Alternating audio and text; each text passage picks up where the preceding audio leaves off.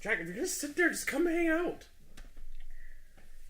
He's gonna be like that. You know, like when you watch a video and there's like the voice. Yeah. It's like somebody out there who's like, yeah, I think this thing. But usually that person's like part of the tech crew.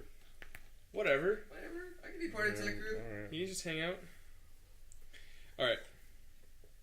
What are we doing here? Hey, we're back.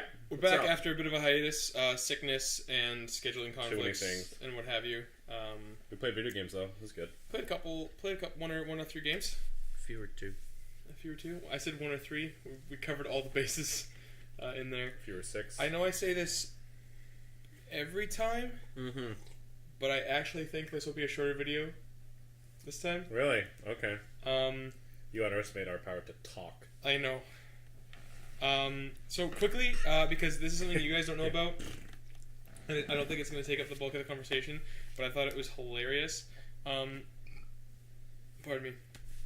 A GameStop recently ran like a ad.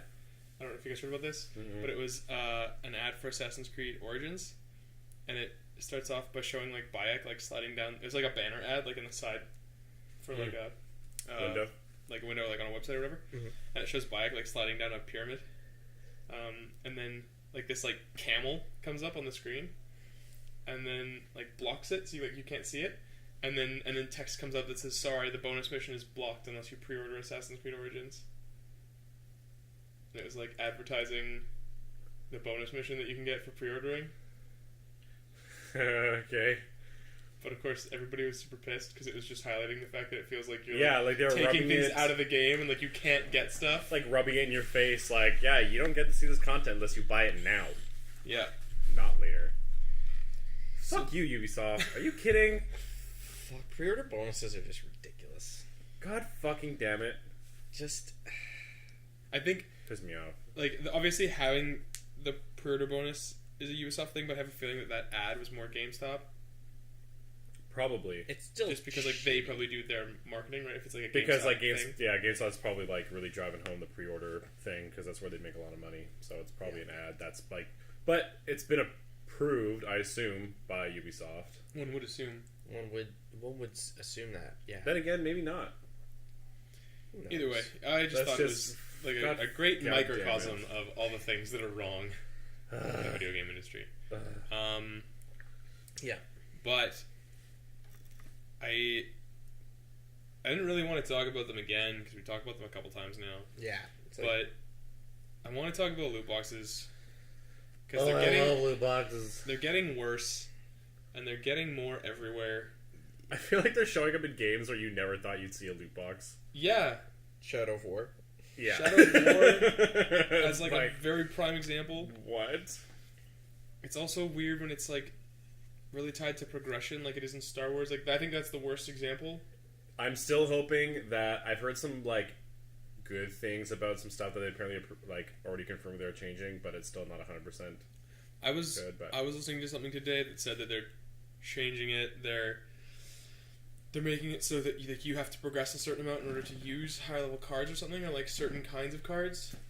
So even though you get them in the boxes, you can't use it until or like, you can't get it until you're a certain level or something. That or might help a something little about bit, that. but not But a like whole lot. their level progression is tied to how many things you have. Yeah, there's apparently like a player, like those are character levels. Oh yeah, and then there's apparently like a player kind of rating that you have. Remember when you like the max was 10 in the beta? Yeah. That was and apparently they're gonna add some like roadblocks in that. And they also said that that level progression is going to be faster in the main game than in the beta was, but not that really matters. I also feel like online game progression is kind of weird. Yeah, it's always been strange. Like, Overwatch has more longevity than like any online game I personally played, and like seeing the community and how much people love it and come back to it. Yeah. And it has no progression. You don't have access to anything more. Your progression is just that you're better at playing Overwatch. Yeah.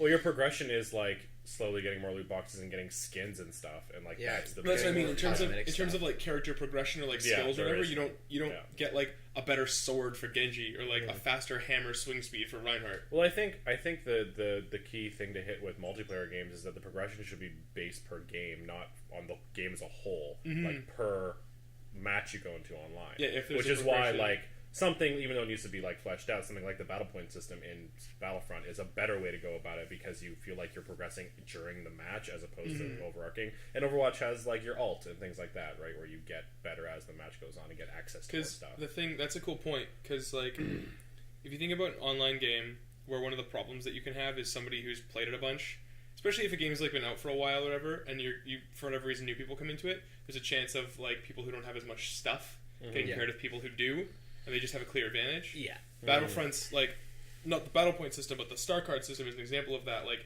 you just go to start out, and somebody's got like the platinum Boba Fett thing where they're like invincible when they're flying when they and use stuff. ability, And like, so that ends up just feeling shitty, and you're like trying to learn the game, and you have like, not only are you worse because you haven't played it, you're also like just objectively worse. Like your characters are worse than that other dude's characters. Yeah. If it's based on like in the match, you might have a good match and get to do really well, even if you haven't been playing very long, or somebody who has been playing for a long time might just like be off their game. So the fact that they don't have any like crazy bonuses, so they're not going into the game like, I can play shitty and it doesn't matter because I'm just better. Yeah. Right. That is nerfed if you have that system. If it's just battle points. I know that you're not a big fan of the battle point system. I'm not a huge fan of it. Like, it's better than some systems of like online unlocking. Like, I mean, if you take it like you have systems that are just equally as broken, like Halo 5's like Warzone system is very like that, but at least use it kind of a team, like slowly unlock like the progression to use better and better stuff, and then whether or not you like have that card comes up into play. Like, do I have that super ultra mech, so can I use it at level 9? So there's a lot of things to consider when you talk about that system, because it's a little complicated. But like the battle point system, it's like it's fairly easy to use and it's understandable. But like a lot of the time, I find that like, let's say you're doing poorly, you don't get a chance to really make up for that. You just continue to do poorly and have access to the same 4 classes that you have been playing with the entire game, and you're just like, by the end when everyone's running around, got like 2 heroes per team, and then like all the jet troopers are out there, you're like, fuck. It'll get worse than that though, because like there'll be more heroes, and so it'll end up being like 3 or 4 heroes per team. I feel like there's still gonna be like I feel like there'll still be a cap on like how many can be on the map. Like it might be in a particular game. That's true. Because you're gonna have, it's not just gonna be like that one map that's like droids versus clones. Right? There'll be other ones. So then like every map might have like its 2 heroes per side. But they're different ones per team. Like, I don't know. I just think that's what would happen. The way they've implied it so far is that there's just like there's good guy heroes and bad guy and villains. There's heroes and villains, and they're just available for the hero team and the villain team on every match. Yeah, but I could be wrong. It might be for factions as well. I don't know. But I think it is the factions, because each faction has its 4 sets of heroes. So the Separatists have 4 different heroes. The clones have 4 different heroes. I don't know that though, because I don't know if they've even like said that there's 4 Separatist heroes yet. Like, the only people I know that are in the game are Django and Darth Maul, and like the Emperor, obviously. Yeah, I heard that there was 4 for each faction, but I thought that's what Benny said, and he was wrong because he was reading the like old Battlefront 2 info page when he read that out. He was like, "Yeah, Aayla Secura's in it, and Asajj Ventress," and I was like, "What? They haven't approved?" He's like, "Oh, this is the old Battlefront 2."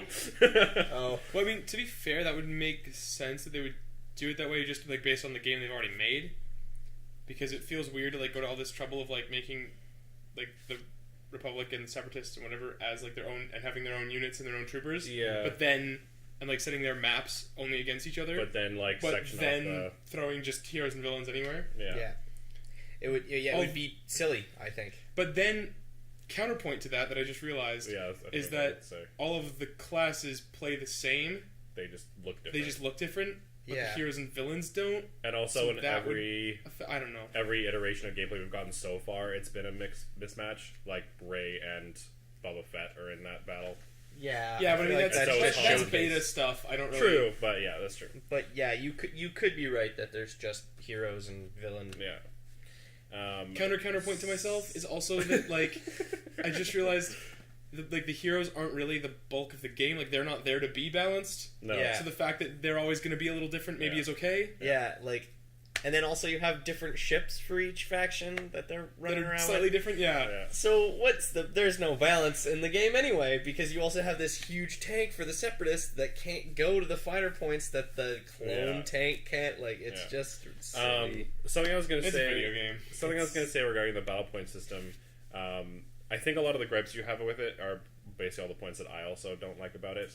But I don't see the downside that I'm doing this system that I think I was saying earlier that's more like the old Battlefront 2 game, where instead of having a set of points to get and then you spend the points on certain things, I don't understand why you can't get to like a score threshold, which then unlocks that item, and then they just limit to how many people can play that item on the map at one time, because that keeps you from like spending, like having to get these points and then spend them, and then get these points and spend them. So if you choose to be a like rocket trooper upgrade, like a rocket trooper, you then might not be able to be a hero later. Yeah, that's the part of the system I really don't. Yeah, it also mitigates that problem that we were talking about, where you go to pick that rocket trooper and you're really excited about it, and like this is like the one time you managed to get enough points, but then you haven't learned how to play them yet, and you get to like into a bad spot and you die really fast. Yeah.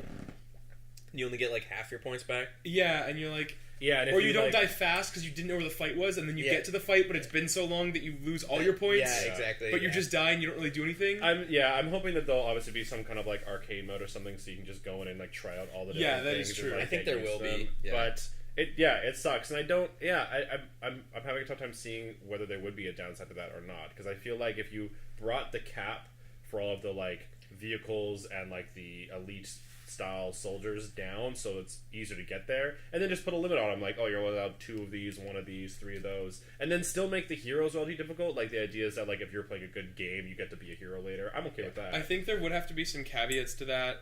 Like, I think there'd have to be a cooldown limit for yourself. Well, yeah, you can just like once you've unlocked it, so you're not just like, oh, I died, I'll just be the rocket trooper right away again, right? Exactly. But, and then, because otherwise, you get into that situation where like one guy's just kind of monopolizing it.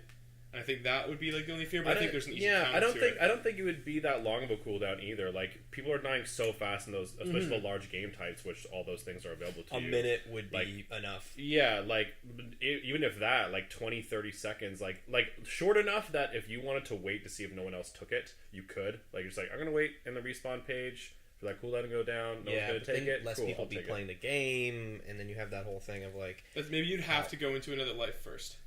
Yeah, maybe there's a cooldown, and there's also you have to play as a trooper and then die before you can. I'd be okay with that. That's a kind of like a threshold system. I just think works better. But I wonder if there's just like at certain acts of the game, that's when they become unlocked. So like probably after the first wave or the second wave, like talking about Naboo, for instance, because it's the only thing we have to talk about in terms of after the second wave, both sides get jump troopers, and after the third wave, everyone gets their kind of like heavy trooper. Yeah. When you get past the fucking second part, then you get access to heroes. Heroes, yeah. Right? That would be kind of cool. And then it's like, and then there's the threshold of point buy, right? And you could have been earning that throughout the game regardless. Exactly. Yeah. But and like, you still have to have gotten to 6,000 points by the third act in order to play as a hero. Yeah. But the heroes I'm totally cool with. Like, to be a hero, you have to play well that match. Like, it's just like, play well, be on your A game. You're like, man, I'm playing so well, I'm gonna play as Darth Maul later. Yeah, but the vehicles and all that other shit, that's just part of the whole soldier game. Like, it should just be in there. Like, it's part of the whole war game. And that's the thing, is like, they're not super, like, I didn't find that the tank was super useful at any point in Naboo, and it was just like, never, like, I used it once, and I was in it for like 5 seconds, and then like we pushed to the third wave, and it was like, okay. Well, that map specifically is so like narrow, and the tank is so big, so it's like, where do you use it? And it's very strange. I'm assuming we're going to get much better examples of Galactic Assault in the full game. Do you think that there would be any kind of negative impact as far as using that system, where you get like a threshold of points and you unlock this thing, threshold of points, unlock this thing? Yeah. Do you think that the balance might be thrown off then in terms of like, I'm a jump trooper, now I'm in a tank, now I'm a hero, now I'm a flame trooper, now I'm like never really having to be a base unit? Well, you would, because eventually there's going to be like a point when you can only have one tank, you can only have there's two too jump troopers. I guess that other people like would there's 3 jump troopers per team, so out of a team out of 20, that's 17 slots not being filled. Then there's 1 hero or 2 heroes. Yeah. So then you've got down to 15, then there's one tank, 14. So 14 players are going to have to be a base class. Yeah. I remember I remember in the old Battlefront 2, every faction had like their, just like this game does, has their 2 like elite classes. Yeah. I remember for clones it was the heavy trooper and the heavy trooper and the jump trooper. And I think the heavy trooper you can only have 4 out in the map, and the jump trooper you can only have 2. And it like worked fine. And like obviously because it was an old generation game, the maps weren't as big as they probably will be in this game. Yeah. But yeah, I think putting those thresholds on there is fine, and then having some kind of cooldown. That's fair. Yeah. I think cooldown definitely for the individual units. Yeah. But I don't think that they're going to change their system. No. So it's still going to be the battle point. I think that they'll probably rebalance it later, knowing how much tweaking they did. Yeah, when you talk about like games now, right? Like the system as it is now, the numbers could be totally different in a couple weeks. Yeah. Right. Because they just patch it. Tanks will be 2,000. Everything's cheaper now, or everything's more expensive now, or like the numbers are different. You accrue more points, but everything's like 10,000 instead of. Yeah. You know what I mean? The reason why the purchasing part of it like bugs me so much is because like, for the most part, when I played that game, I didn't like playing as any of the elite troopers. I liked playing as just the regular classes. Yeah, you're gonna get and so like then there's people who don't have enough points to keep spending to be the jump trooper, even though they really like playing the jump trooper and they're good at it, and no one else is playing the jump trooper because no one else wants to. Yeah. And you're like, then let that person be jump trooper, but they have to keep accumulating all these points to be the jump trooper. But like you kind of get to the point where it's like we should just have a trooper on our team now.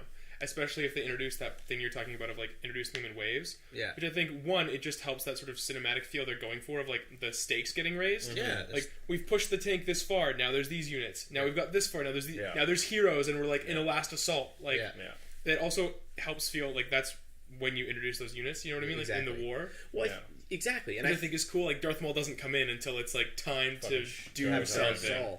Like I think there should be like if I think that system would be like, it's free to play after that, but like it's a point buy before, so maybe you have to spend your battle points in order to be a hero in the first act, but you spend all your points. Yeah, and then you don't have them. And then you don't have them, right? So it's like super hard to earn them, but it's a purchase system until a certain point in the match where they become open to anyone who, I think that might work. That would be kind of interesting.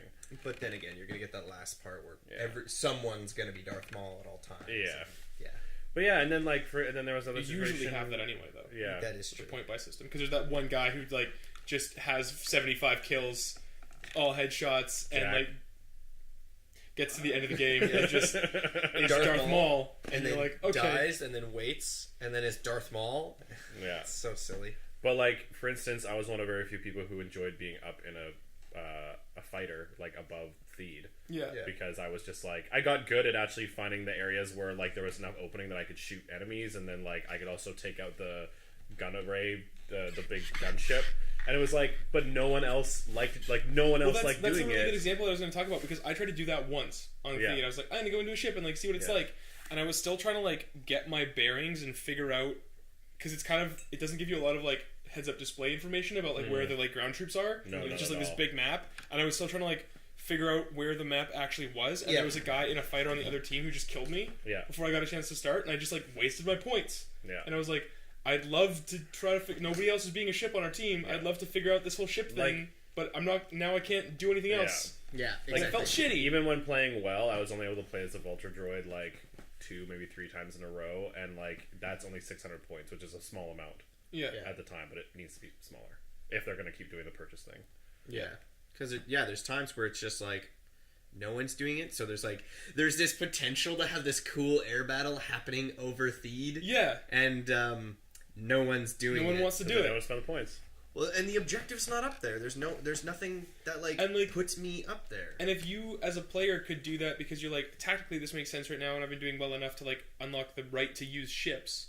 That's what it would be, right? You unlock the right to use ships as opposed to paying to use the ship the one time. You're like, I've been playing well enough to unlock the right to use ships, and right now that makes sense tactically, even though I don't really care for ships. If it's battle point system, I'm not going to bother. Yeah, because then I might want to use, because I like playing jump troopers as an example. That makes it harder for me to then play a jump trooper later. I'm not going to do that. Exactly. Yeah. But if I jump in that ship now and I just can do that, and then I die, and it's like, okay, that sucked, and I died, and I have to respawn, but I didn't like waste a resource. Yeah. Like I still will get to play the way I want to play later. Like it encourages people to play the objective and play tactically. Yeah. Yeah, like I would compare it, like the feeling, anyways, is to like when you play Overwatch. Like I'm a Diva main and I like playing Diva, but if I go in a match and someone's playing Diva already, oh well, I'll play as somebody else. Yeah, and I'll play as Diva next time. Like it doesn't bother me that's, that you I know don't what? get to get my thing run around. We're talking about how the point buy system doesn't work a lot of the time. Imagine if Overwatch was like that. If you had to earn points and you had to like pay to switch characters, To be a tank, to pay for a tank or pay for like whatever, and you switch roles. Yeah. But then, like, you did that at the same time the team did that, and now your pick doesn't make sense? Or somebody else on your team did it because you didn't realize, and now you're both paying tanks and one of you needs to switch again? Yeah. That would feel super shitty. Yeah. And you're like, now I'm just stuck doing this. There's definitely some harder balance issues because you're talking about large vehicles and a much larger scale battle. Yeah. I also wish that you could pick your spawn in Battlefront. I like love left, that. right.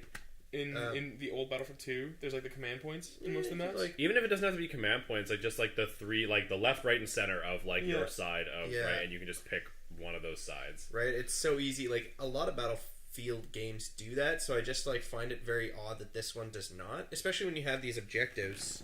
Right. You're like, we're pushed on the left side, but then you have to fucking like, I spawn on the right.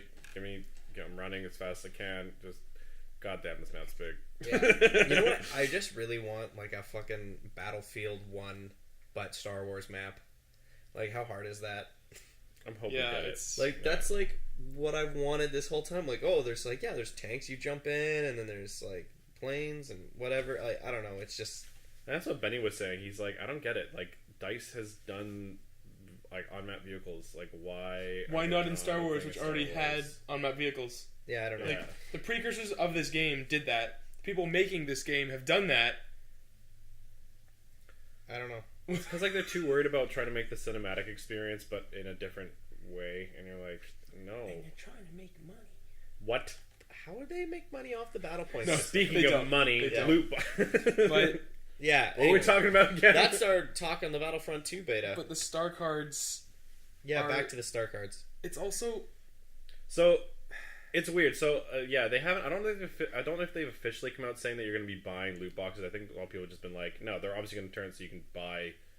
What are they called? Star crates, or I can't remember what the hell they're called. You buy currency and then you use that currency to. you can buy the crates. Yeah, so like you get crates, you get in-game currency, and you use the in-game currency to buy crates. You can also get crates by doing stuff, missions, just kind of like Overwatch, but like then you can also I think buy the currency.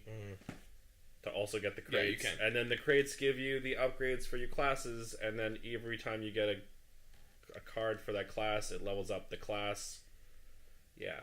Yeah. It's all of this progression is tied to these cards. Yeah. And then there's different levels of each card, which I don't know how I feel about that. Like one card has 4 levels. They have like a bronze, silver, gold, and I think platinum. Yeah. And then the platinum, like almost everything up to gold is like, okay, like increases something by like 10%, 15%. And then the next one's okay. like 25% or 50%. But like platinum is like, like 40, sometimes 50 even, depending on what it is. And it's like, your cooldown, 100 for some of them. It's like, your cooldown increases by 100%. Yeah. You're like, how is that fair? Yeah, so I'm just using missiles in my starship 100% more than anybody else. Mm-hmm. Yeah. You know what I mean? It's like, it's a little weird. And it creates these sort of like completely skewed teams. I think that's the weird thing about it, is that even aside from the fact that you can pay for these loot boxes, which means that you can pay to objectively be better in the game, because you can get more of these things and you can get the materials to upgrade the cards more if you're paying for it, and like you can just speed up the process of having all this stuff. Because you can technically, I know the argument, you can technically get it all in the game,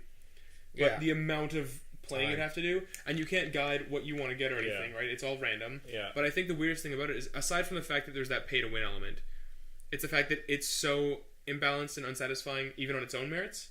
Yeah, even it Like didn't involve this the RNG thing. progression in an online game where like I like to play the officer, and yes, you can get the officer crates for playing the officer, but just like in normal crates, you might just get a whole bunch of stuff that you're never going to use and don't care about. Yeah. Like, but it's, and like in Overwatch that sucks, but it doesn't affect how you play the game. Yeah, it doesn't like then make you a less effective character. Yeah. Or like it makes your other characters more effective, but you never use them, so what's the point? Yeah. Yeah. I also forgot that the crates also give you crafting parts. Mm-hmm. Yeah, and so it's the only way to get crafting parts, and that allows you to like upgrade your weapons with like different style scopes and things like that, which like is a pretty big deal. Like, just totally changing up your weapon And that, entirely. I don't have all the numbers in front of me, but a lot of other people have done some of the math in terms of the average amount of, like, you usually get, like, no more than 20, occasionally 40 20, yeah. crafting parts, and that's not in every crate. Yeah. So average, we'll say 20. It costs And 100. the amount of time that some things take up to like 600 to like craft a new weapon. If you haven't gotten that, the secondary weapon for the classes is like 600, and then an additional 100 for each of the like upgrades you can get. Like the amount of time you'd have to sink in to upgrade like one particular thing that you want. Never mind trying to make one class, and then upgrading a star card from bronze to silver, and then silver to gold, and then gold to platinum is like exponential jumps in the amount of you can get them in the crates, or you can currency. manually upgrade them. Yeah. I just like the thing that bothers me the most is that like there are games like Overwatch out which in an essence have like the most perfect loot crate system in the sense that it doesn't affect gameplay, but people still fucking love them and get addicted to these loot crates. Yeah. And I feel like there's like if a company wants to do loot crates so badly, like we want to earn more money from it, I feel like the answer is like right there, yet they still don't fucking do it. Yeah. Like I'm totally, as many people still get mad at Blizzard, I'm still totally okay with the Overwatch loot crates just because they're paying for the free I- content we get. Yeah, I exactly.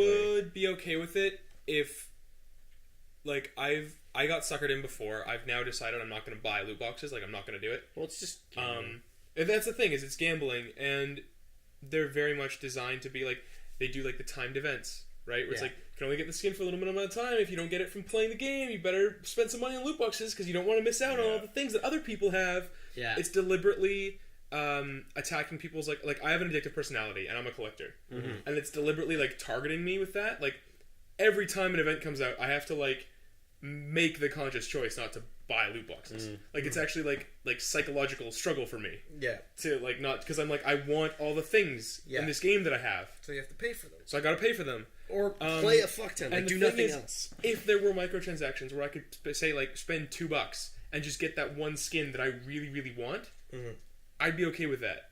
Yeah. But because it's like you gotta spend the money for like a random chance to maybe get the thing you want, that's what bothers me. If it's RNG in the game, that's fine because it's like whatever, it's RNG, sure. Yeah. But when you're paying for RNG, Yeah. Yeah, it's a little weird. like what? And then having, but aside from that, like that you can buy them in Overwatch, that system is perfect. That's what I'm 'cause it doesn't saying. It's affect like anything. it's as perfect as like the purchasable loot crate gets. Yeah, as perfect as Right. RNG can be. Yeah, because like I don't know, like it's super shitty, but I also see that like at the end of the day, like they're competing with other companies who are also doing similar things, and they have to like keep up with that peer pressure to like stay on top of their marketing game. Huge player And base. and at the end of the day, they are giving us a bunch of free content, and like they probably they deserve the money. They deserve to get more money from us because they've been giving us so much stuff, and they've made a good fucking game. And so I get it, but then I just don't get why there are all these companies that still try to do a very similar system, but then throw all these like balance problems, and like I just don't get it. Like you've seen that the loot crate works with just aesthetic items, but they're like, no, we're gonna give you upgrades, make you play better. I guess it's appealing to some people, but I just feel I just feel like most gamers are in that boat where they just don't care about that at all. They're like, just give me a cool skin. Like I don't know. It's like it's weird because like I'm not a huge. I stopped playing the military shooter games because they infuriate me. Yeah.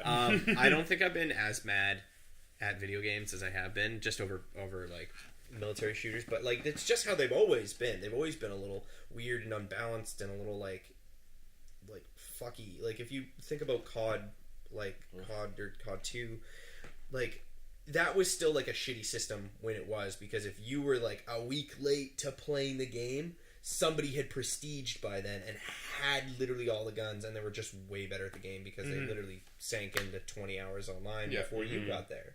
And you're like, oh, and that created an infuriating experience.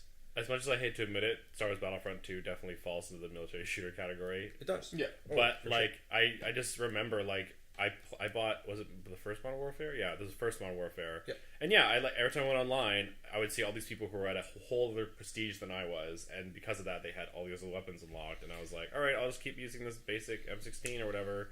And I hated it. I traded in. It was the only game I ever traded in because it infuriated me. I hated it. I mean, yeah. That being said, it was still a lot of fun.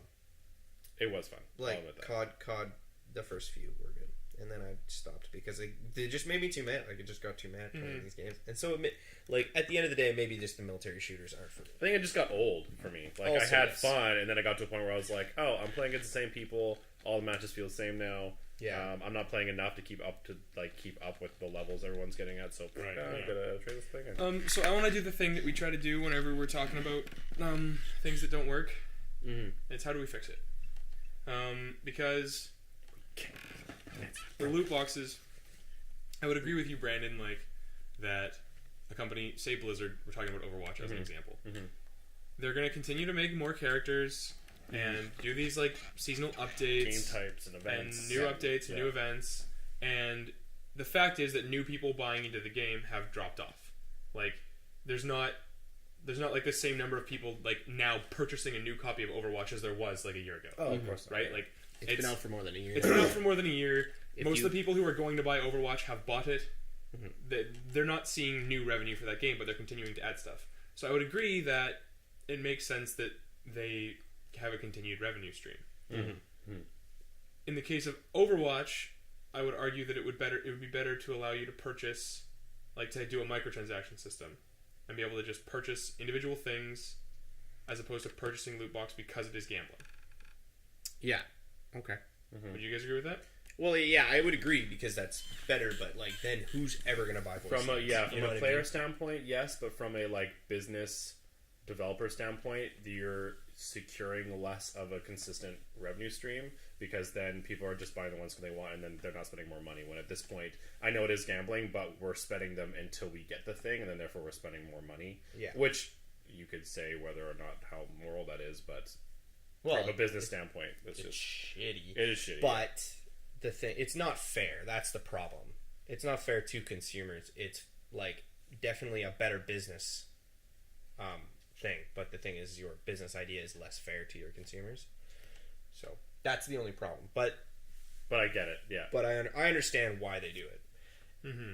A better system for me and for us would just be, I like that skin, I want to buy it. Yeah. For Yeah. the consumer part of it. Yeah. I would never buy skins though. No? Because, like, once you put, like, it's worth this much, I'm like, man, I don't really want to buy it. The moment it's like So that. you buy into the gambling element, like you're excited about the loot box. Yeah, I actually enjoy the loot box element of buying loot boxes. That's why I don't buy them anymore, because it's just gambling. But I also now have put less emphasis of caring about the skins that I want. Like, you asked me probably the first Halloween Overwatch, you I asked would any have of us. definitely would have bought several of them. And there's probably right now I would have even bought Dracula. But like, I mean, now I think if I was really thinking about it, I don't think I would spend like $1 on most skins. I think it just comes with age of the game. What if there was like a system? Because like my ideal would obviously be that you like can't purchase an RNG system. I think that it's super shitty, and I think that the fact, like, I hate the fact that just in general in the world, like, it makes good business sense is just like the excuse for like doing shitty things. It is shitty. And like we're okay with that.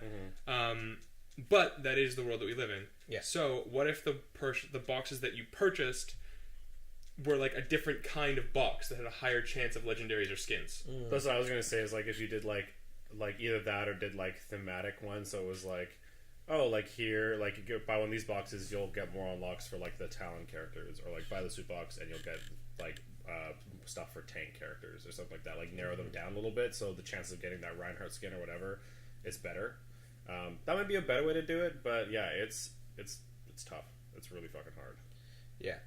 Because it's just, because it's like we live in this, and we've had this conversation before, how like games are getting more expensive to make, but the price isn't increasing at the same rate. Yeah. So it's one of those things where it's like, hey, like these developers should be getting more money for the single purchase of the game, but then that's just going to drop sales as soon as you increase the price. Like most games, which in Canada sell for $80, could be worth anywhere between like $100 and $120 depending on what game you're talking about. And they just, if you raise the price of that, they're going to lose that money. But then like, how else do you get that revenue in to get more revenue in to justify them continuing to work on the game and giving you more content? It's tough.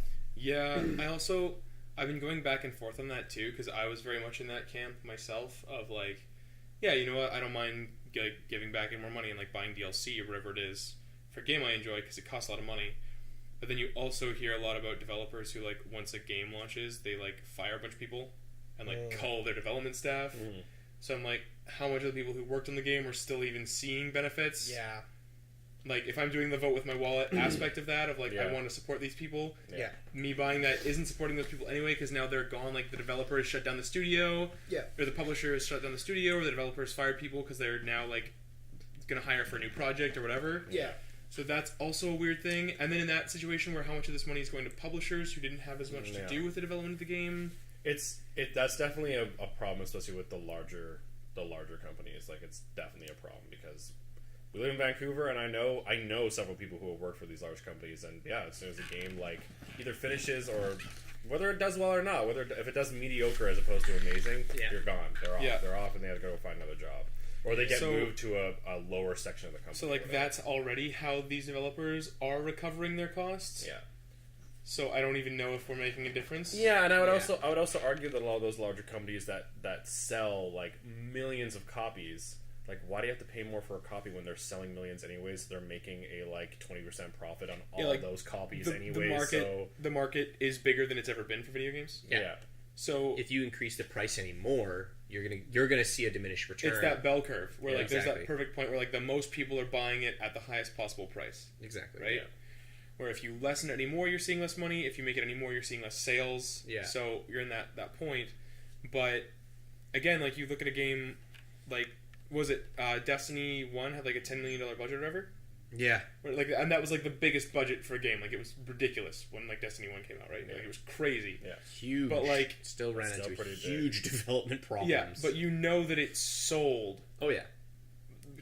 Way more than that. Because they would have sold 10 million copies. It would have been at like $80 a piece. Yeah. $80 a pop. So they're making a lot of money back on these games. I don't think they sold 10 million copies. I think it's something around 3 or 4. Still though. But no, I understand. But like, let's talk about the actual. Not at $1 each, at 80 each. So times that by 80, right? Well, 80 for us, 60 for Americans. Yeah, but I totally get it. The dollar changes, so that's just like a sort of example. No, I get it. But yeah, I don't. The more I learn about sort of the way things work, I don't know how much that is true. Yeah. Like I like the sort of romantic ideal of it, you know, but I don't know how much it's accurate to what actually goes on behind the scenes. I almost want I just had like a thought. Like I almost want, and I guess they kind of do this already, but if you're gonna have some kind of loot box system or DLC, like any kind of paid product that's post game, sell it to me. Like, tell me why I should be buying this. Like, don't just fucking put it in the game and just be like, oh, like, you can't get access to this without paying for it. But it's like, why are you making me pay for it? Like, I feel like no game company's really done that. There might be a short few that I'm not thinking of right now. And there might be some situations where it's more explained to us, where it's like, yeah, we understand that you're putting a lot of work in this game, so like, sure, I'll give you more money. I think with DLC they do it more like you'll get like a trailer and some stuff about like the new things they're doing in like a DLC. I guess so, but like I want to like, and I guess this is stuff that like isn't really important for consumers, but it's like, why do you need money for this? Like, why isn't this just a thing that you're adding onto the game? Like, why isn't this something you're able to afford with just the selling of the core game itself? Yeah, I think that the game industry has a problem with a lot of like backdoor shady deals and like kind of smoke and mirrors marketing and publicity talk. And I think that if that was kind of cut through a little more and people really knew where their money was going and how profits are being distributed and stuff like that, a little more transparency. I think that's just a big thing in a great world, right? Yeah, I think that's just a big thing that the business world is going through right now, where you have all these large companies that don't share a lot, but then you have a lot of maybe even large companies, but indie companies that are very transparent and they tell you everything. To their customers. There are a lot of really large, like just like I can think of just like YouTube companies, entertainment companies who are like, yeah, our sales dropped because YouTube's being a fucking dick, and like they're like telling you like what's going on. Like if I got more of that and Blizzard came out and was like, hey, yeah, so like we didn't get a lot of good reception for this, but we want to make it better, but unfortunately like we're not making a lot off of it now. So if you guys want to see this better, buy the new DLC or donate or fucking whatever. Like I feel like that is such a better way of morally promoting yourself. I don't know. Yeah. Just quickly back to the numbers. Overwatch has sold about 7 million copies. Destiny in its first week sold 5.4 million copies. Yeah, so in its first week. In its first week, and I'm sure it got more as $350 million or something. Yeah. So, like, when companies are working with that kind of money, and that's not the thing we hear about, right? Like, they like to frame it as like, oh, it costs a lot to make a game, we gotta charge more on other stuff, but it's like... does it cost you $350 million? No, it doesn't. So, to turn around and say, like, oh, we need to... And I get, like, the continued development costs, that's one thing, and, like, they probably poured a certain amount of money back into Destiny after it was developed. And licenses, to do other stuff. Yeah. But then you're also looking at marketing, right? Like, and merchandising. Like, marketing is part of that $10 million budget. Yeah. But then they're also... That's how many copies of the game they've sold, but you've got all the people who are, like, the licensing stuff who are buying Destiny shirts and Destiny hats, and, like... want to have their Destiny swag and like whatever, right? Yeah. So that also is a portion of money that they're going to see back for licensing fees, and it's just to say that like, oh, this poor struggling like multi-billion-dollar company needs my $5 loot boxes to like continue existing. Is like kind of totally bullshit. Yeah, fair enough. I mean, companies will always exist how they do by kind of being amoral. Yeah, you know what I mean? But I mean, like, we were just watching that video about Mass Effect and how, like, BioWare and EA were handling that, right? Ugh. But if they had come out and been like, hey, so the team that was working on Mass Effect, they're working on a really cool project, but we want to give this other smaller team Andromeda. Yeah. Help us out. I'll be like, okay, cool, you're giving more people jobs. Sweet, I'm into it. But then they fucked it anyway, so whatever. Well, they didn't market that. EA had the problem. We were watching a video about why... Andromeda failed. Why Andromeda was. Yeah, why Andromeda was. And basically there is two EA corporations who were working on it. You had Edmonton, who did the original Mass Effect, and then you had BioWare Montreal, which was normally just like a support developer. Mm-hmm. They were given like the main project and basically like, hey, you can totally have it. But they didn't have proper leadership within the thing. They wanted to do it procedurally generated. They wanted to do all these other systems. The Frostbite engine doesn't really work as an RPG too well. And apparently there was a lot of like Edmonton and Montreal were a little bit like not cooperating very well. Right. So there's a lot of problems. Eventually they did get a new creative director halfway through the project, 18 months before release. And that's when 90% of the content was actually was 18 months before. Yeah. And it was still plagued with hundreds of problems, which is like really, really sad. It is. So in my opinion, why did you not just put the project back or like start from scratch when you had that new leadership come in? Because they were still working with the procedural generation 18 months before the project came, and they had to scrap it. That's insane to me. Yeah. And then they didn't have time to like work on, because a lot of times they would be like patching a system, they're like, hey, it's fixed, and they would turn to move on to something else, and it would fall apart while they were working on something else. Because everything's interconnected, and you do one thing here, exactly. It moves something there. So it was just a lot of problems within their industry. So you get things like that, but the publishers want to push the game out because they don't care. They just want the game to sell. Here's your time frame. Then the game goes out and it doesn't sell well, so they're like, well, fuck it. But I'm like, I would have loved a new Mass Effect game had it been done well. That's why I didn't buy it. I think that's like the problem is you're still having that battle between developers and publishers. Yeah. Where developers are people who want to make good video games. Like, that's what they want to do. Mm-hmm. And publishers are people who want to sell games for money. Yeah. And they figure that... It blows my mind that like publishers can still be this clueless when the industry has gotten like... It's not like an old industry by any means, but it's older all the time. Yeah. And it's growing all the time.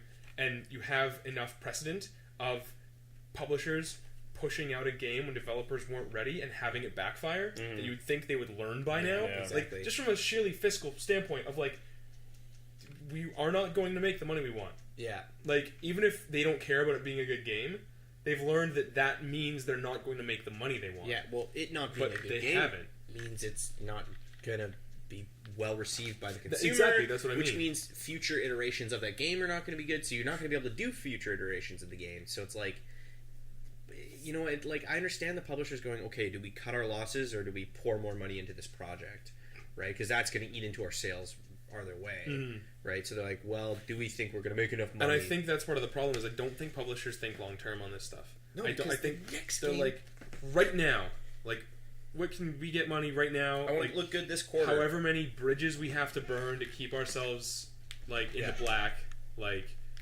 doesn't matter. Let's just get this game out. And like Mass Effect, people love Mass Effect. It's popular. We'll make money. Yeah. And then they don't think about like now we're in a place where Mass Effect is like on hiatus. We don't know if and when we're going to see a future Mass Effect title, and like that's crazy. Mass Effect was huge. How did they get to that point? I don't know. That's really sad, though. Yeah, right? Like, that's bonkers. And if they'd just been, like... Either way, they're going to take a loss, like you said. Like, they've gotten to this point where it was handled poorly. Yeah. They pour money into it and hopefully make more later, or cut it now and make less. Either way, they're making less than they want. But one of those hopefully maintains enough goodwill that they can make a future game that's better. Exactly. Right? One of those continues paying people and having consumers continues their be revenue happy. Stream. Right? Is a good mark on your reputation. Like, I don't know, at a certain point, I don't think it gives a shit about its reputation. Oh, no. And it's really sad, because you look at somebody like CD Projekt Red, and they have such a good reputation in the industry. That's because they're their own publisher. Yeah, and like, you see so many people who are like, CD Projekt Red's making it, I'm gonna buy it. Like, I don't, whatever. Yeah. I'm buying it. I even bought, like, Gwent stuff. Yeah. Because I was like, I play Gwent, like, once every week. And even then I was like, yeah, I'll buy your starting kit. It's like $7 for this game that I would have paid $7 for. And well, that's actually another good thing with when it comes to loot boxes and whatever, is free-to-play games. Mm-hmm. Yeah. Go for it. Whatever. Eventually, like, this is the thing. It's like, you don't have to spend any money. But, like, they even sold me on their fucking starter kit because their starter kit was such a good deal. Like, one card pack, which comes with 5 cards in that game, is like $2, I think. You can buy 3 for $3, or 3 for $2. You can buy 2 for 1. Or no. 1 for 1. I don't know what the thing is. Yeah. But anyway, you can buy like 3 for 5 and et cetera, et cetera. It's like a big deal. But for their $7 deal, you get 10 card packs, 1 automatic legendary leader card, and like a certain amount of meteorite powder, which like goes to making cards look cool. Right. And I was like, okay, fine, for $7, I'll do that because this game was free. Yeah. I'm not gonna buy any more because I'll still spend $7 on this game. But like even then, that's like good business project in a game that's free to play. Well, card packs too. Like that's the thing, is everything's useful. Yeah. Right. Like. It's people talk about that sometimes where they're like, oh, like Magic the Gathering's always kind of been loot boxes where you just like buy a pack and you don't know what's in it. Yeah. But like all of that is potentially useful. Yeah, well, it's not useful now, but like what happens if you want to build a deck later in 5 years? You know what I mean? Like that's the thing. And also you can trade it. Yeah, it's that yours. Like, it's a physical thing. There's like a monetary value to it. Yeah. Where you can go like, I got this thing randomly that I don't care about, want, or need, but I can sell it to somebody who does, and use that money to buy the thing that I do want or need, or trade with them or whatever. Mm-hmm. There's very many additional levels on top of like physical trading card games, but it's one of those things that I would love to see in video games, is like proper like trading systems. Like, how many times, we were talking about this earlier, how many times in Overwatch has it happened to us? We're in an event, we both just pull like the palette swap of the same skin that we both want. Yeah, it's like for instance, I got Frogger and you got Ribbit. Yeah. Or the opposite, whatever. And I was just like, I want the other one because like I want that one. And it's like, just if like we could just trade it. Yeah. Like, say we each have to give up 50 credits because they really want you to just keep your shit for whatever reason. What? Yeah, fuck you. Whatever. Yeah. Like, we just trade them. There's no more or less of them out there in the world. Yep. We didn't generate more skins. Yeah, that's the thing. Yeah. And it was still the RNG that like got us there. I feel like 50 credits would be a very small price to pay too. Like I feel that'd actually be kind of smart. It's like 50 credits to trade with someone else. Like so it kind of like promotes to be like, you know, you can keep it. But like 50 credits is such a small amount in Overwatch, to be like, yeah, you can trade with friends. But also now with their less duplicates in general, 50 credits is actually kind of hard to get. I guess so. To pull 50 but like, credits. It would also want me to buy more because it'd be like, oh, like either I'll get a skin that I like, or I'll get a skin that one of my buds likes, and then I'll trade with them. Yeah, exactly. And like, if they really wanted to, they could put in a rule where you can only trade across like the same rarity. Yeah. So to like make you more likely to want to get the boxes, because you're not just like, I'm just gonna trade my like orange Genji for your fucking like legendary thing, because like, neither of us are ever gonna use it, right? And you just get fucking it's a duplicate for you. Because I've got legendaries that like I would happily give away for other legendaries. Yep. Yeah, same. I'm like, fine, I don't give a shit. Have it. Yeah. Sorry, I was on my phone because I was looking up. I was trying to find what Andromeda's sales were. and it was like within the first quarter they sold like around 3 million copies. So within like 3 or 4 months they sold 3 million copies, and like 2.8. all the things I was finding was just like sales wise, Mass Effect Andromeda was a success. So it's just that compounds with other problems in the industry like review embargoes. Yeah. And yeah. And pre-order culture where like people had bought the game before they knew that it was going to be bad. And, like word of mouth killed later sales, but that's another problem is most sales are week 1 anyway. So if publishers can just get you to buy it week 1. That's what I mean. Is like they don't care. That's the shitty thing is that like the hype gets so real that the majority of their sales are just on pre-orders and week 1 purchases. So even if the game is shit, they're like, it's out, done, we sold it, haha, and then fuck it. And they're trading on like the name of games and like a certain amount of just expected content you're expected to have. Like a common practice that's been coming up more and more, and it's really becoming prevalent right now in the age of loot boxes. Yeah. Is this idea that sequels and franchises cutting back on their content to from sell what's them been in to other games to like sell it back to you later. To DLC it, yeah. I can't remember the exact. It's like the new NBA game, I think. 2K17, yeah. Yeah, has this kind of currency or like a play mode that like used to just be in the game, and now it's like part of their microtransaction system. Forza had these things called mods for races where you could like earn these things that like kind of like skulls in Halo. Yeah, okay. Where you can earn these like modifications. Like now, like you have less traction on the road, so it's harder, or like your car's a little bit slower, but you get more currency at the end. Yeah. But now those mods are in loot boxes, and they were part of the game. And then you get from doing that, you get the currency that you use to buy the loot boxes. So it's like this like weird Skinner cycle box that they created. The thing I hate about that, just from like someone who plays driving games perspective, really quick, is that I know what system that is because it's in all the other Forza games. It's basically turning off things like anti-brake systems or automatic brake systems and traction control and things that are like actual real things in the car world, like physical things where it's like, a lot of drivers don't use these things because it allows them to have more manual control over their car, but they made it now like a pickup. Like it's like, you can now activate this thing that gives you like a currency boost, but then also simultaneously makes the game harder.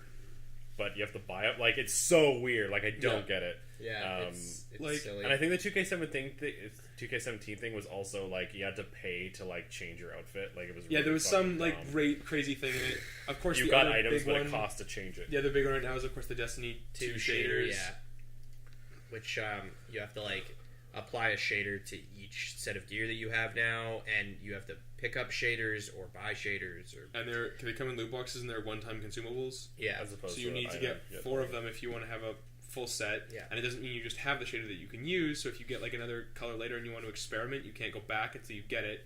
I change shaders every fucking 10 because like you get a new and you like or like you get new armor or something and you're like, this would look better in this color, but then you need like another full set. Yeah, and this one just blows my mind in terms of how just grubby it is. To get a full set, I don't know if you've heard about this, Brandon, but in Destiny 2 to get like a full set of a certain color, like your full gear, you need 4 like shaders of this color because each individual piece is used individually. A box only contains 3. So even if you pull all the same color, you cannot get enough to like fully dye yourself in one go. Jesus Christ. It's pretty ridiculous. Does anything else come in the boxes but shaders? That I don't know. See, I don't mind. Okay, I don't mind applying shaders to 4 different gears, and I don't even mind buying them. I hate that they're one use. Yeah. Like in the old Destiny, like I would have been like, oh, that would have been fucking sweet. I'll collect 4, and then I'll like, I'll put them in, but I'll like make my head like a different color because like that's the shit I like playing with. But you can't. You can do that, but you still now have to like imagine it before you apply it. Yeah. There's no preview? I don't know if there's a preview or not, but I bet you there's not. And even if there is, if you want to go back, you're screwed. Yeah, and if you like do it and you're like after the preview, you're like, it looks pretty good, and you do it and you're like, you know what, and then I you like see it in game and it doesn't quite look right or like whatever it is, right? Because that happens all the time. Mm-hmm. But like I'm thinking about like other games doing that kind of thing. Like it's like MMOs. Like free-to-play MMOs. This is the only example I can think of, but they're free to play. They're free to play. And also most of them aren't on like service you aren't already paying for. Yeah, and they don't sell themselves on like I remember one of the big marketing things of Destiny is like create your legend is like like create your character, like your guardian. Well, they all look the same anyway because the max level is so dumb. Because the gear was tied to your equipment. Right. Your level was tied to your gear. Yeah. So you had to like if you wanted to be the best, you had to like equip this certain amount of gear. Oh, so everyone ended up looking the fucking same. It was so stupid. Yeah, and you had like one exotic piece of armor that was different, but like that was it. But like, imagine if there was like a game where you had to like the whole game was going around and like collecting units for an army you're building, or you could just pay for loot boxes. Mm-hmm. Oh wait, Shadow of War. Oh. Like, you know what I mean? Like, if part of the game and like what you're doing is just as like, Jack's playing I'm it just right gonna... now. yeah, I fucking that was intentional. Okay. But like that idea of just like pulling out. To be fair, in Shadow of War, it doesn't pull it out. It's not like you can't get orcs unless they're in loot boxes. You find them everywhere. But it just it blows my mind, man. Yeah. I get it. Shadow of War is a whole other beast, in my opinion. Like, it's like it's a game. It's a single player game. It's a single player game, which we kind of threw in a little multiplayer in there, and because of that, there's now loot boxes, motherfucker. No. Yeah. Very strange. I don't it's get it. It's very upsetting because I want that game. Who knew after Shadow of Mordor that we'd be getting a sequel with loot boxes? Like, I could not have called I would it. not have said that at all. A base defense kind of weird play. I don't mind the multiplayer. I'm so into that. No, like, I love it when games like if it doesn't affect the rest of the core game, but they're like, we're gonna add this new thing. Will you like it? No, that's okay. There's still the rest of the game. Yeah. But then they make Halo Man. Makes me sad. Yeah. I did see a video, and I think it was a video that you and I were watching, I think, where the guy was like, yeah, like, there is a paid, there might be a small pay-to-win aspect of this game, and it basically avoids doing some grinding, but to be fair, like, this game is a fairly grind-heavy game as it is, so, like, he didn't actually mind it, like, not paying. My other big problem is the psychological aspect that we were talking about earlier, where it's like, peer pressure. They constantly pop up and remind you that, like, hey, you can, and to me it feels like it's devaluing the game. It's like, hey, you can just spend money right now and like not worry about actually playing and like earning your orcs and like having the experience we actually created. You can just buy them, and that's fun. Look at all the things in the menu that show you that you can just buy them and not play the game. Yeah, I'm like, if you don't have time to play Shadow of War, like don't play Shadow of War. Like I have like often put off playing RPGs for a long time because I don't have the time to play them. Yeah, because they're time consuming. And then when I have the time, I play the RPG. Yeah. And then I have a better time because I waited until I could play it. Mm-hmm. Yeah. Yeah, it's... So I'm putting off playing Shadow of War until their inevitable complete edition comes out. Yeah. And I can maybe find it secondhand and they don't get as much money for me. It's so hard for me not to just buy Battlefront 2 when it comes out, but I'm not doing it. See, because you're in the same boat with Battlefront 2 that I'm in with Shadow of War. Where it's like this Except franchise your in this world first you game really was love. good. Yeah, so my first game was good, so I'm not like itching to like scratch. Hey, you got one. I got one. I got one. You got one.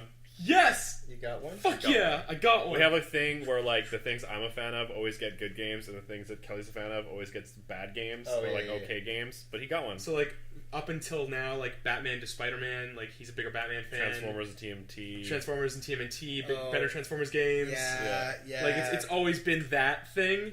Yeah, no, I totally get it. But he got one. But I got one. You got one, and I got a bad one. And then you got a bad one, and then even our sequels. Mine's probably better. They're kind of bouncing out. Like mine also has, like mine has loot boxes, but yours are like shittier loot boxes.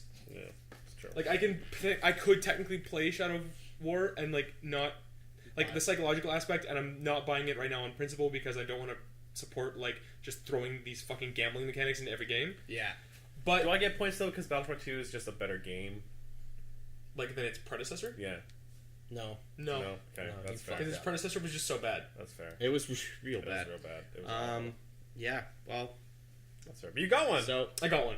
But yeah, it makes me so sad not to buy it, and like I definitely almost pre-ordered it because I was so much impressed with the beta and like how much better it did get. But it's just like make the battle point system better, get the balance of the game better, get rid of the fucking loot boxes. Because my problem is. The reason that these things are everywhere, which is like one of the complaints or one of the things you hear, right, is like, well, they're everywhere, so you might as well just get used to it. No. Yeah. And like it's like we allowed it to happen. If this would never happen, but if we could somehow convince like everybody on the planet, don't buy Battlefront 2, just don't do it. But everybody's like, oh, but like I'm just don't. Yeah, no, because if we can do what we accuse the publishers of not doing and think for the future, if we all didn't buy Battlefront 2, EA would fucking notice. Because that took a lot of money to make. Mm-hmm. If nobody bought and nobody played that game, if we got like loot boxes would start going away. Yeah. They would start disappearing. Well, like, to be fair, like, look how much of a difference it actually made to Battlefront in general. Like, Battlefront 2 is a different, in my opinion, it's a different beast to Battlefront 1. Yeah, they definitely. And it was because, like, sales fucking plummeted, and people were like, your game fucking sucks, make it better. Yeah. And they did it, and they were smart about it. They marketed all the shit that, like, people were asking for. But yeah, like, just look at how much of a difference that made, and, like, we could possibly do the same thing with loot boxes. Yeah. Right? And it's just, it won't happen, but I'm still kind of trying to stand my ground, you know, and do your thing, man. But beat to your own drum. Have your own thing. Ride your own lane. Stay. When did Battlefront 1 come out? I'm trying to remember. It came out 2 years ago, right? 2 years because ago, it came out just with before Force Awakens. Yeah. So November 2015, and you can buy the full thing, like DLC and everything. That was like $130.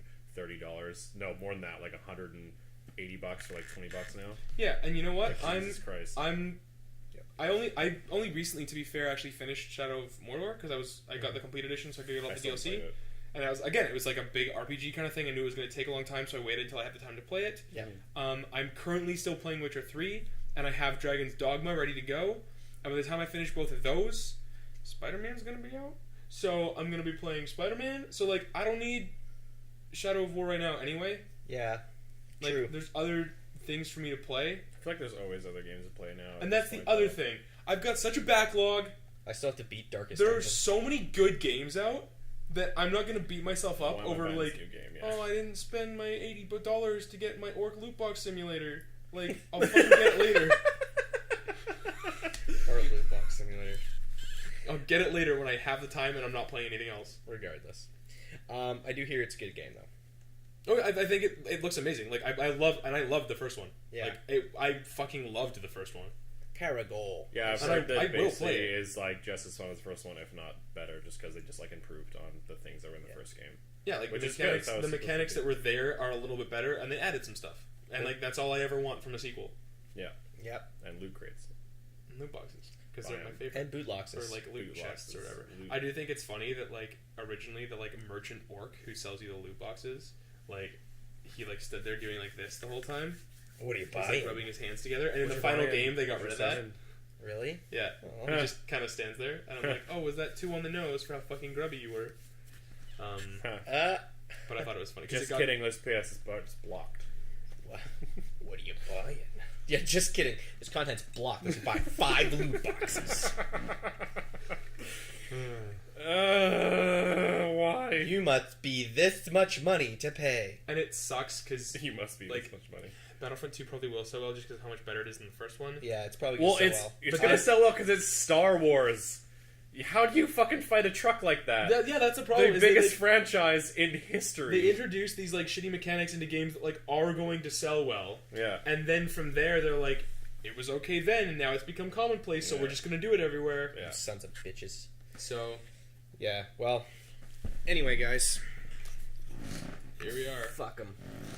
It sucks because at the end of the day, I think we're getting to the end of this, but Yeah. We were just At- complaining. At the for end of the an hour day, already. like if say all the people who are in like our generation of gaming and older went like, fuck this, we're not buying Battlefront 2, there's still all those like 17-year-olds and younger who are like, it's a new Star Wars game, Mom, buy it for Christmas, and they fucking sell millions still. Yeah, because we do have to remember that there are people who haven't played the beta, who Haven't played the beta, who don't don't follow the understand. industry, Yeah. who don't just like, play video games. who don't spend And that it's much not time their like thinking fault. about game design. Who are Yeah. just like, there's a Star Wars game, and like, oh, you just get better by getting these cards. Okay, cool, and don't like think about the ramifications both for the development of like the actual gameplay cycle and the industry. We were They're just fortunate playing a enough game. that a lot of this stuff didn't come to fruition when we were younger, so Like, buying I a was- game had no huge impact. I was thinking, like, when I was a kid, it's like, yeah, my stepdad's credit card was, like, locked on the account, and I remember being like, that's so weird. I have nothing to buy on this thing besides more Xbox Live. So I was like, whatever. And then now I'm like, fuck, that was a smart move. right? Because if it was now, I definitely, 16-year-old would have been like, well, it's only $3. Boop! And that's the thing is it does Yeah. trigger that same reaction as like an addiction, like Yeah. gambling. Oh, 100%. Because then you feel good when you pull the thing that you're looking for. I own so much digital shit. Dude, Right? I did that so much with fucking, like, Yu-Gi-Oh cards. Like, pulling that Oh, ultra rare. It was like, oh. oh, yeah! Ah! Time to do it again! Holy shit. but I was really good at picking. That's the problem. We're all collectors, and it's bad. Yeah, man. Oh, it's bad. Yeah, but I own a lot of physical shit and digital shit. we could sell it. We could give it to somebody who wants it. We could, like, you know what I mean? Brian's tried to sell it. No one wants it. That's not true. I don't want to talk about it. He sold some stuff. I did sell. I have sold actually quite a bit of stuff. Quite a bit of stuff. You just had like a communication snafu, and that's fine. Yeah, but like, talk about it. Again, the cards. This Yu-Gi-Oh! Ultra Rare. Now those Mirror Forces Ultra Rares are still going for like $80 though. Yeah, I don't know where my card went. But that's like, again, you could resell that. Like, it's not just like sunk lost cost after you get it. It still has a value afterwards. It's a physical thing that you can like admire and like fucking put on display if you want to. Like, there's more to it as opposed to like some fucking digital thing. Yeah, it could be like what's his name, Egypt Eye or something. Pegasus. There you go. And be like, boy, Maximilian Pegasus. How can you forget that name? Because it's really long. Come on, man. Alrighty, guys. Boy. Well, thanks. We're here fighting the good fight. Fighting the good fight. But you, at home, should also think about boycotting certain AAA games. All 6 viewers. Hey, but 65. 16, sorry. Share the news. Share the word of these big business game developer people. Ultimately, shut them down. Ultimately, shut down. I'm just a proponent of being a smart consumer, and if you've weighed the pros and cons and you say like, I don't care about the ramifications of a loot box, just don't buy it. That's fine. But I would encourage everybody to take a look at the industry and think about where it was a few years ago and where it looks like it might go. Where we want our children to be. And realize that we do have an impact on that collectively, even if it doesn't feel like we do individually. Yeah. Yep. Well said. Excellent. I dig it. Don't buy Star Wars Battlefront 2. Peace out. Buy it twice. Bye. Bye. Thanks, Green Peace. Thumbs. Bye, Green Thumbs. I always forget it now. What's going on? Because it's lame. What? You made it. I know. That's how he knows it's lame. I say things once and they catch on and I hate it.